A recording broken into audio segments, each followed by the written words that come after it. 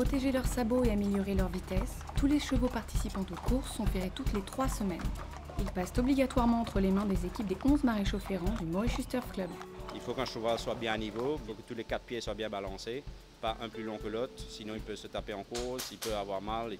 Alors nous essayons tous les 20-25 jours, on enlève le fer, on nettoie la corne, on regarde la pousse du sabot, on le taille, on le rebalance, quand on a fini bien taillé, on ajuste le fer, qu'on shape sur notre enclume, on le broche. Broche, c'est-à-dire qu'on met le clou dans la corne.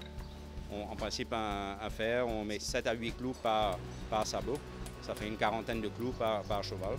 Et après, pour finir la ferrure, c'est-à-dire qu'il y a 8 têtes de clous qui sortent sur le sabot. Et ça, on rive, ça s'appelle river, c'est-à-dire qu'on l'applique avec une pince spéciale. On pèse les clous pour que les clous tiennent bien, pour le fer tienne bien sur le sabot. C'est totalement indolore. Toutefois, il existe un risque. Parce que pour poser les clous, on a une marge de 3 mm entre la paroi et la ligne blanche. La ligne blanche est toute cette ligne que vous voyez là qui sépare le sensitive tissue et le dead tissue. Et si on rentre à l'intérieur de la ligne blanche, on rentre dans les parties sensibles du podophile.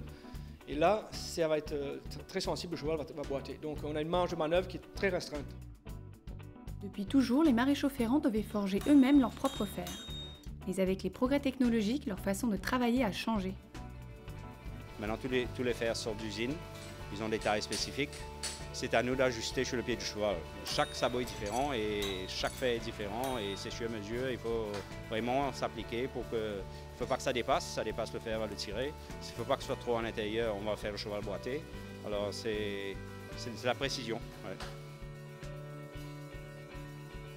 Ce métier qui fait partie des plus vieux métiers au monde comporte une grosse partie de risques. Le grand danger qui court pas marcher à ferrant, c'est les chevaux qui ne sont pas dociles, c'est les coups de pied. Moi j'en ai pris plusieurs jusqu'à présent et je peux vous dire, ça fait mal. Les chevaux sont très nerveux, donc il faut vraiment avoir le coup d'œil et se méfier, quoi. On essaye, on fait notre maximum, mais il y a des chevaux qui viennent trop dangereux à un moment donné et on n'arrive vraiment pas à lever son pied.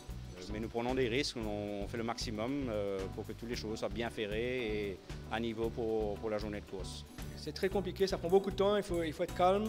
C'est pas souvent facile, il y a le risque d'être blessé. Mais aujourd'hui, on arrive quand même à maîtriser cette appréhension, quoi.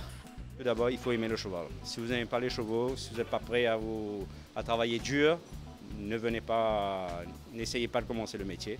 C'est un métier très dur. Il faut être sous les chevaux tous les jours, 6 jours sur 7 ici à Maurice.